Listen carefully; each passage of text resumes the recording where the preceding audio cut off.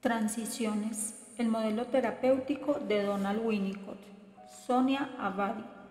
Capítulo 3. Una articulación entre la patología de la transicionalidad y el falso self. A. De la transicionalidad al falso self.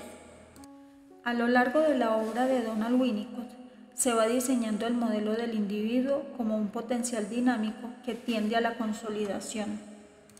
Paradójicamente, la salud implicará la posibilidad de preservar lo virtual sin consolidaciones definitivas. Este modelo está implícito tanto en el desarrollo de la teoría de la transicionalidad como en la teoría de la estructuración del yo.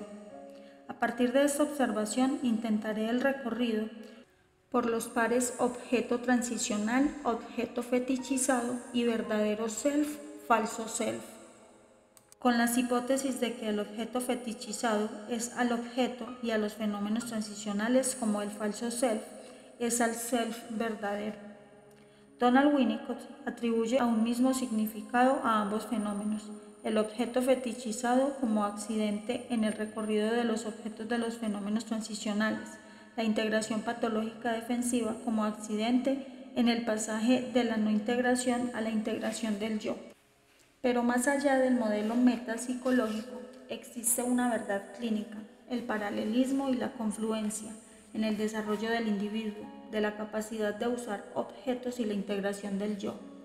Hablaré de la transicionalidad y sus destinos, del objeto transicional hacia los fenómenos transicionales y del riesgo de la cronificación del uso de un objeto a la manera de objeto fetichizado. Luego del self, del desarrollo del self verdadero a la organización de identificaciones y defensas de autosostenimiento, el falso self. Finalmente, de las construcciones que el individuo instalará para hacer frente a lo traumático, barreras protectoras que son a la vez cicatrices y mutilaciones del funcionamiento psíquico. B. El ser, lugar de permanencia y transición. Una misma estructura se despliega en tres estados característicos y a veces intercambiables: la adicción a objetos, la estructuración de un falso self, las conductas o actividades ritualizadas. ¿Cuál es la función de esta estructura? Defensa, autosostenimiento, acompañamiento, la negación de una ausencia, la neutralización de la angustia. En el comienzo, el gesto espontáneo, el objeto es encontrado y a la vez creado. Allí surge lo transicional como primer espacio entre el niño y la madre, y luego como lugar psíquico en contacto con el mundo interno y el externo. Si el holding falla, la apertura transicional fracasa y se produce el aferramiento patológico a aquellos objetos que originalmente cumplían la función de restablecer el vínculo. A su vez, el self verdadero ve interrumpida su continuidad existencial. En su lugar, el bebé hace una adaptación al medio, identificándose con un aspecto del cuidado materno e incorporándolo como parte de su persona. Estos dos incidentes darán lugar a efectos de una sorprendente afinidad. En el primer caso, se instaura la relación adicta con un objeto concreto que mantiene su condición de exterioridad y representa aspectos de la madre, el objeto transicional fetichizado. En el segundo caso, se originará la incorporación identificatoria de partes del objeto materno en el propio self. Ambas serán formas de restablecimiento de la continuidad existencial perdida, a expensas de un cuerpo extraño. Estos cuerpos extraños aparecerán en la clínica con varias modalidades. Cuando la relación con un objeto persiste en forma prolongada y exclusiva, hablamos de una cronificación patológica o de un uso fetichizado.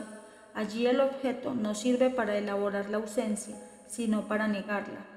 Su uso se ha pervertido de la función original, el proceso simbólico se detiene.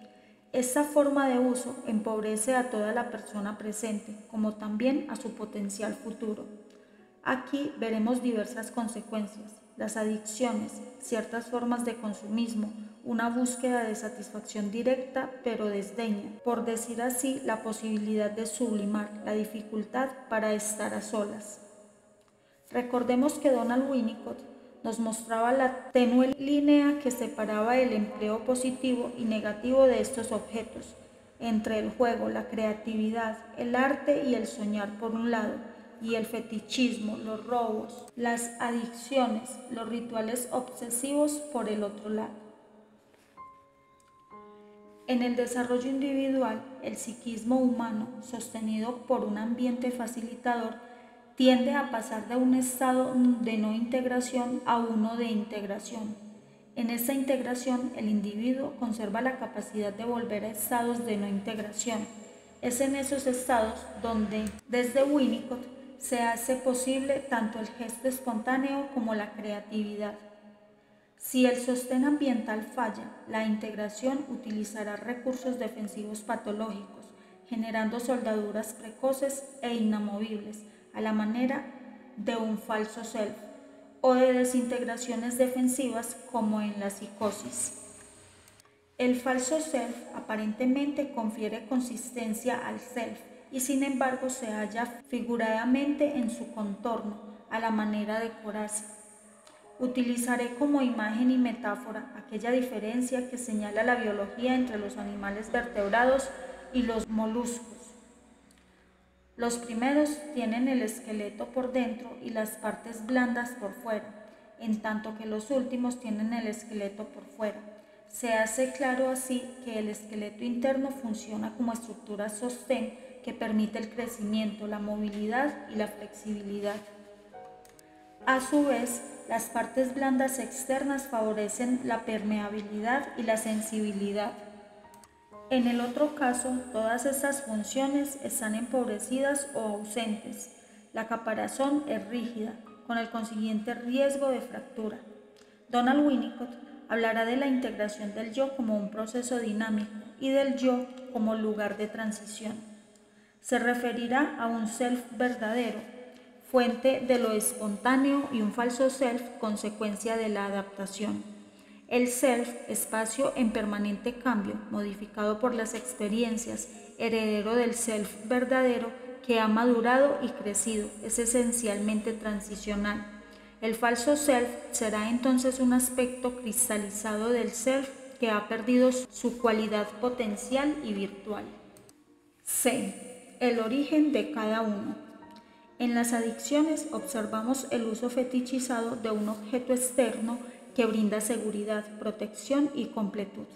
El falso self es una parte entronizada del self, idealizada y utilizada a la manera de un fetiche. Más adelante esa función podrá estar desplazada sobre alguna cualidad personal hipervalorada.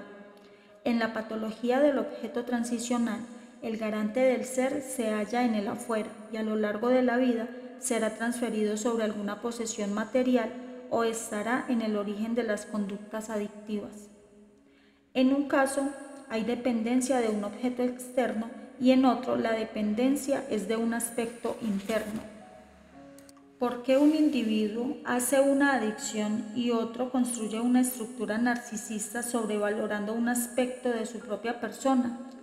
¿Corresponden a distintos momentos del psiquismo o a distintos tipos de fallo? Creemos que en el caso del objeto transicional patológico, la madre evita la relación personal con el niño. Las cosas concretas serán las encargadas de brindarle calma y acompañamiento.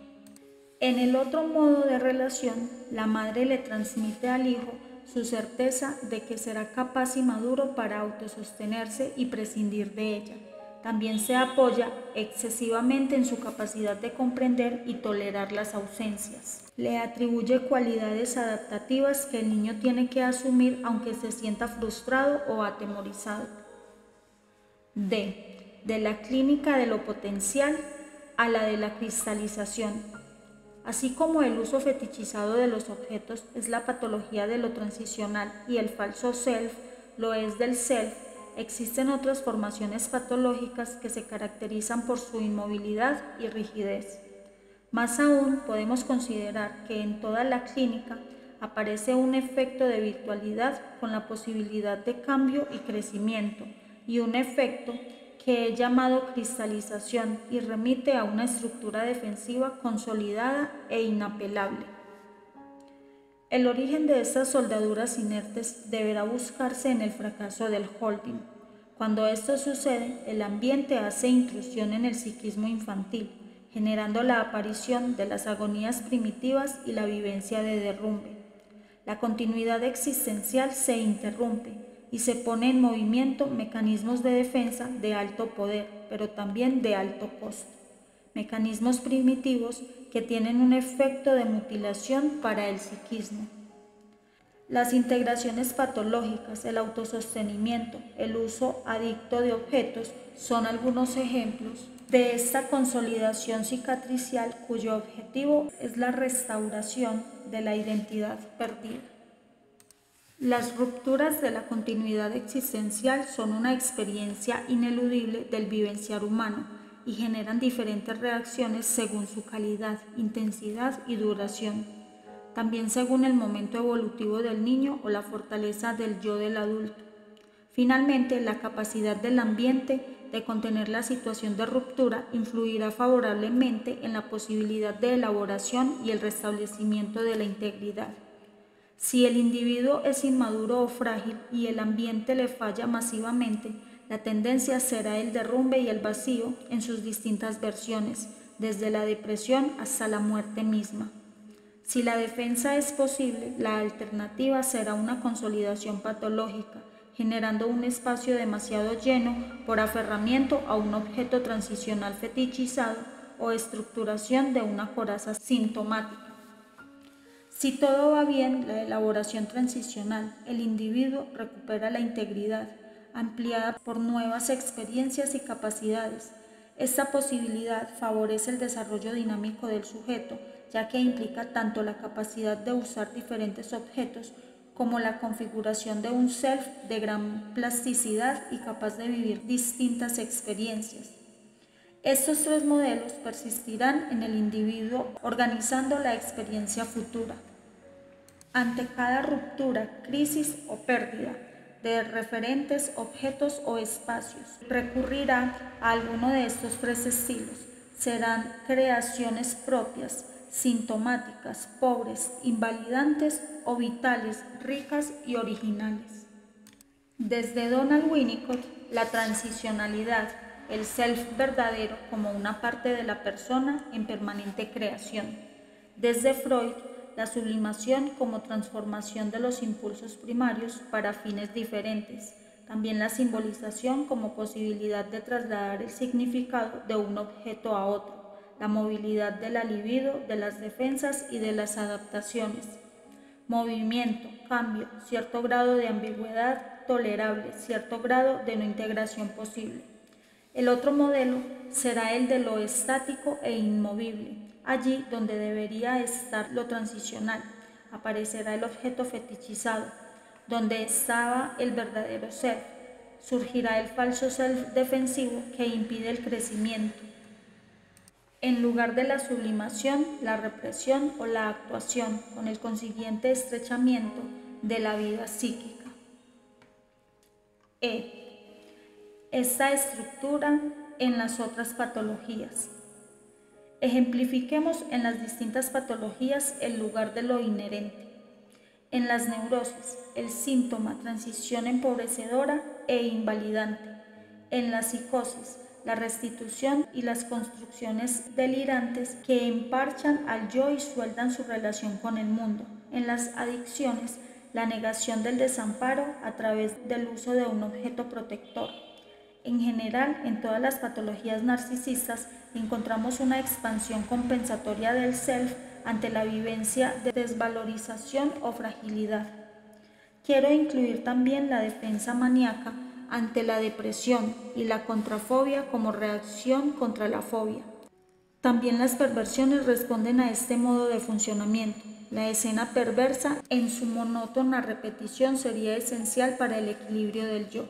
Dijimos que la elaboración simbólica de las rupturas evita tanto el riesgo de derrumbe como el de la curación cicatricial que disminuye la funcionalidad. Finalmente, cabe expresar que todo lo que remite a una curación cicatricial para evitar la angustia o la amenaza de derrumbe se inscribe en el sentido de la muerte. triunfo de la defensa que protege la vida al alto costo de encortezarla o encerrarla en una fortaleza. Sacrificio necesario de partes del ser para salvaguardar lo que se pueda, lo original y verdadero, aun en el lugar más recóndito y secreto, aun si este tesoro escondido está condenado a no poder ser utilizado jamás. Y sin embargo, en cada individuo que recurre al tratamiento descubrimos intacta la esperanza de recuperar la libertad, de desactivar la enfermedad que alguna vez eligió como refugio. Capítulo 4. La tendencia antisocial. La expresión tendencia antisocial no puede restringirse a un diagnóstico psicopatológico. Puede hallarse presente acompañando distintos cuadros clínicos y se caracteriza por presentar rasgos que provocan una reacción del ambiente. A. La desposesión originaria. La estructura que Donald Winnicott describe aquí se origina en la insuficiencia ambiental en la etapa de dependencia relativa. En la dependencia absoluta hablamos de privación, aquí hablamos de desposesión. El reconocimiento del bebé de que el fallo proviene del ambiente provoca una deformación defensiva de la personalidad y la búsqueda de la curación por medio de una nueva provisión ambiental. El grado de madurez del yo de esta etapa es lo que permite el surgimiento de la tendencia antisocial en vez de la enfermedad psicótica. En las primeras etapas, el ambiente funcionó adecuadamente hasta que se produjo un fallo importante. En ese momento, el bebé fue capaz de percibir que el fallo provino del ambiente.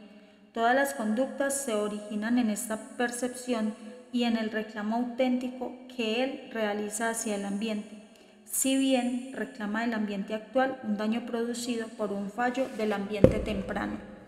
La provocación para obtener reacciones ambientales parecen significar el intento de hallar un marco que representa el cuerpo o los abrazos de la madre.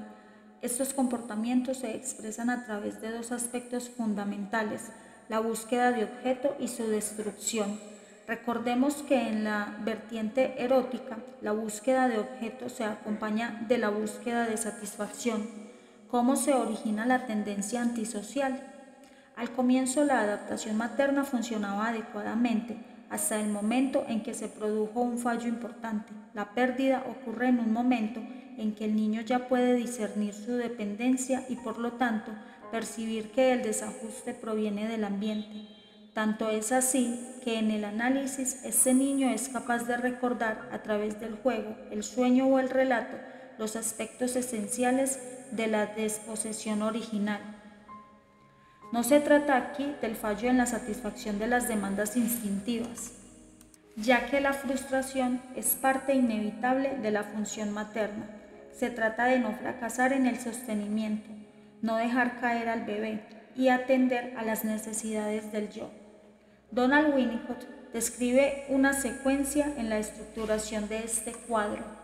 En un primer momento, el desarrollo se producía adecuadamente y el apoyo materno promovía la integración del yo. Se presenta luego una perturbación del apoyo yoico por un periodo demasiado prolongado para la capacidad del niño de conservar la buena relación con el objeto. Esta perturbación puede provenir tanto de una pérdida de adaptación de la madre como la pérdida del ambiente indestructible que le permitía al niño experimentar y explorar con sus propios impulsos eróticos y agresivos. En esta situación aparecen las angustias primitivas y un estado de confusión frente a la pérdida de objeto. Se inicia entonces una reacción y una construcción de nuevas defensas yoicas, con el consiguiente daño del proceso de maduración. El contacto afectivo con las personas vivas se pierde y también la capacidad de sentir culpa debido a la falta de oportunidad para la reparación. Surge la desesperanza y el sentimiento de desamparo, al principio sin reacciones visibles en la conducta. Si las condiciones ambientales mejoran y se vuelven más confiables, el niño recupera la esperanza y comienza a organizar conductas antisociales. Aquí se despliega toda la sintomatología característica, desde los reclamos a los robos hasta las conductas destructivas, que buscan poner a prueba la fortaleza del entorno y la capacidad de sostenimiento. Todo esto en un intento de recuperar la seguridad perdida. Ese es el momento en que se establece la tendencia antisocial. El cuadro se despliega entre los 6 meses y los 2 años y puede hacer fracasar el proceso de socialización del niño. Aquí cabe recordar el concepto de adquisición de la capacidad para la inquietud. En estos niños, dicha capacidad no se instaura adecuadamente y se cierra el camino hacia la preocupación por el otro y la posibilidad de reparación. B. El cuadro clínico. En el comportamiento normal del niño son necesarios el despliegue y la puesta en escena de sus impulsos tanto eróticos como agresivos. Cuando el ambiente familiar es confiable, el niño lo pone a prueba permanentemente, reclama, exige, destruye para experimentar todas sus posibilidades y la consistencia y solidez del entorno. Es interesante observar que antes de jugar tranquilo, el niño debe poner a prueba la fortaleza del entorno familiar para sentirse a la vez libre y seguro. Esto suele verse con mayor insistencia cuando existen dudas o sospechas acerca de la solidez de la pareja parental o de la estabilidad del hogar. Los primeros trastornos de conducta, en sus manifestaciones leves, suelen aparecer en la infancia, ya que remiten al fracaso de los padres en la adaptación. En general, estos fallos son corregidos y compensados en la propia familia, generando la curación natural de la incipiente tendencia antisocial. En este cuadro incluimos las rabietas, la voracidad, los reclamos excesivos, la negativa a separarse de los padres. Estos síntomas son un intento de lograr la reparación desde los padres, los mismos a quienes se hacen responsables de la desposesión. Potencialmente estos comportamientos pueden ser precursores del robo u otras conductas antisociales, pero los padres suelen ser capaces de curarlos mediante nuevas adaptaciones y actitudes reparatorias. Es importante aclarar que no se trata aquí de malcriar al niño con regalos o con excesos permisivos, lo que reforzaría la conducta antisocial. Se trata, en cambio, de proveer a sus necesidades yoicas con una disposición conectada y activa que involucre el vínculo personal. Del mismo modo, es esencial que se reconozcan las necesidades reales acordes con cada etapa del crecimiento de los hijos. De esto se infiere con claridad que los regalos de cumpleaños, así como el dinero que se le da a los niños o adolescentes para sus gastos personales, absorben parte de la tendencia antisocial normalmente previsible. Si los padres fracasan en su función de compensar y curar los primeros síntomas, se instala la enfermedad. La tendencia antisocial será la organización de síntomas y conductas que expresan una reacción ante la desposesión. Donald Winnicott da como ejemplos la enuresis, el robo, las mentiras, las conductas agresivas, los actos destructivos, la compulsión a la crueldad, ciertas perversiones sádicas hasta la psicopatía. Lo que se hace evidente en este tipo de comportamiento es por una parte el intento de recuperar el momento previo a la desposesión, cuando el ambiente era sólido, sostenedor y confiable. Al mismo tiempo, el individuo antisocial busca que el ambiente actual reconozca y repare el daño que le fue infligido. Se produjo un vacío al interrumpirse la provisión ambiental y el niño busca el modo de llenar ese vacío. En ese sentido, Donald Winnicott habla de desesperanza. El agravamiento del cuadro determinará conductas de tipo delictivo que pueden comenzar en la infancia y dar lugar a un cuadro de delincuencia juvenil, que para Donald Winnicott estará directamente relacionado con la falta de vida hogareña.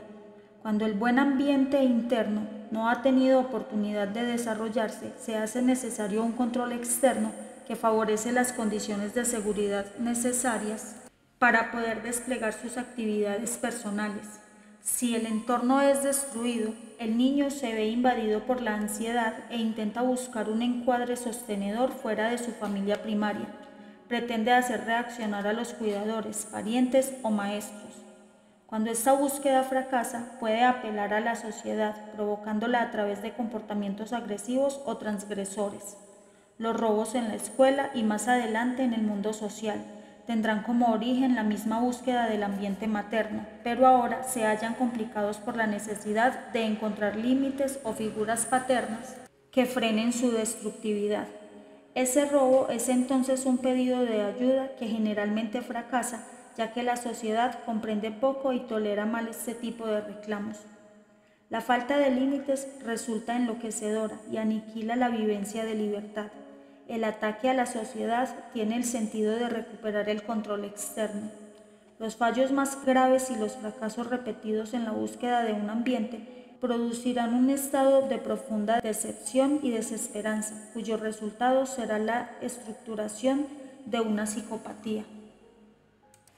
El psicópata es un niño antisocial que no ha sido curado. En este caso, las defensas se estructuran y la expectativa de reparación desaparece. Se instala la psicopatía con sus características de robo y destrucción dirigidas a la sociedad en general, donde la esperanza de ser ayudado es casi inexistente. La probabilidad de ser castigado es mayor, pero también lo es la posibilidad de obtener beneficios.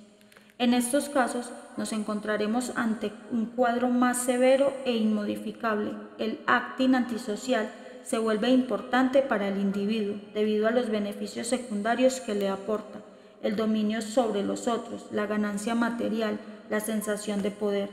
Estos beneficios comienzan a ocupar toda la escena psíquica, disminuyendo el sufrimiento y frenando el impulso del individuo a buscar ayuda o a aceptar la que se le ofrece.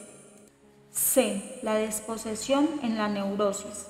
Donald Winnicott nos habla de aquellos síntomas y conductas que se juegan en el plano de la relación y buscan provocar una reacción en el ambiente a través de la utilización de ciertos aspectos de la enfermedad.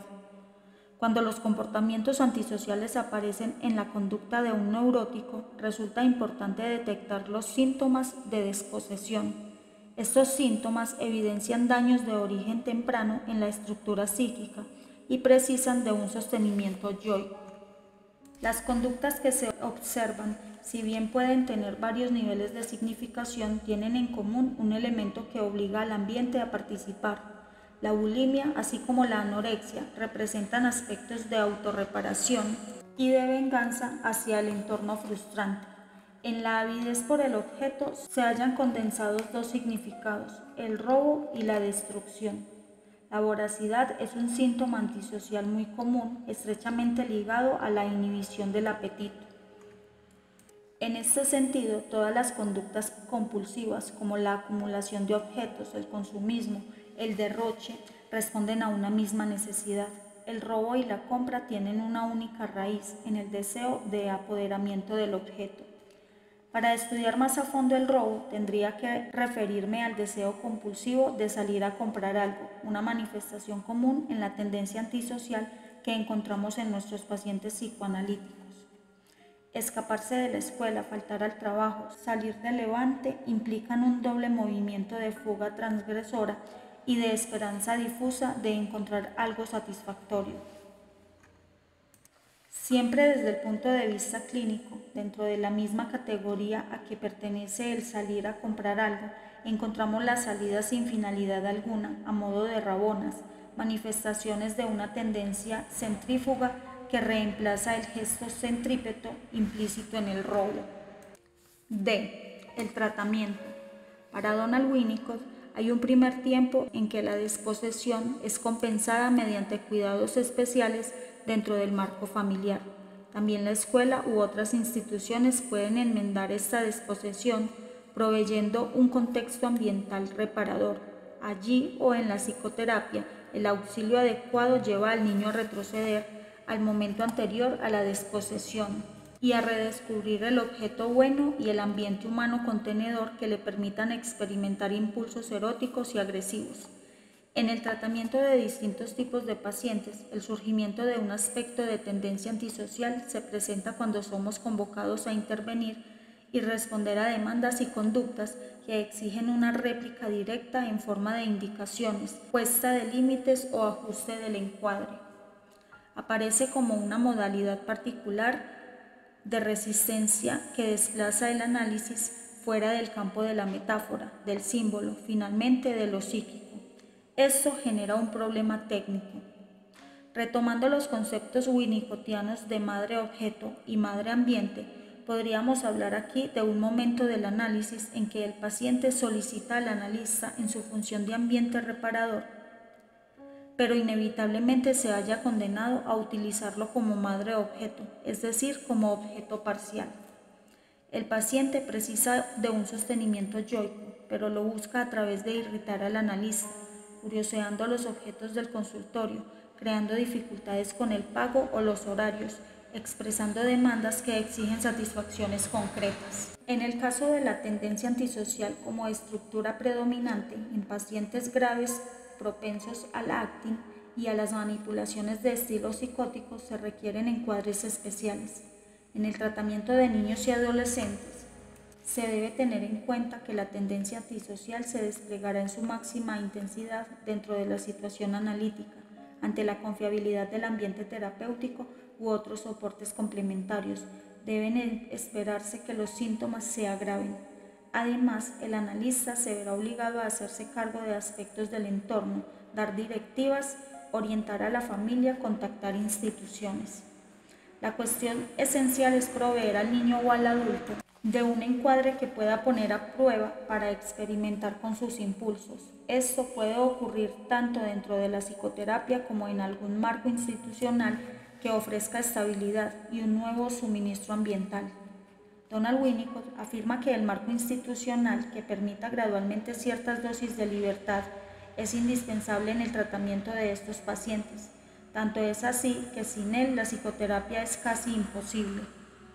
Como contrapartida, si el marco cumple adecuadamente su función, la psicoterapia puede hacerse innecesaria. ¿Cómo opera el análisis? Al recuperarse la capacidad de sufrimiento, existe la posibilidad de un auxilio terapéutico. Esto se ve claramente cuando el paciente siente a su analista como confiable y puede empezar a dirigirle reclamos.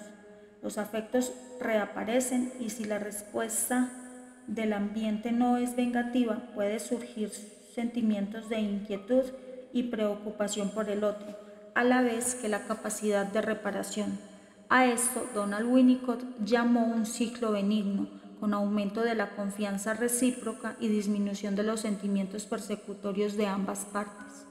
En el tratamiento de este tipo de pacientes se requiere la instauración de un vínculo confiable no persecutorio, a la vez que la provisión de un encuadre de apoyo yoico relativamente indestructible en relación con el tipo y grado de conductas agresivas que el individuo realiza en esta etapa. Para un próximo audio, capítulo 5, el miedo al derrumbe.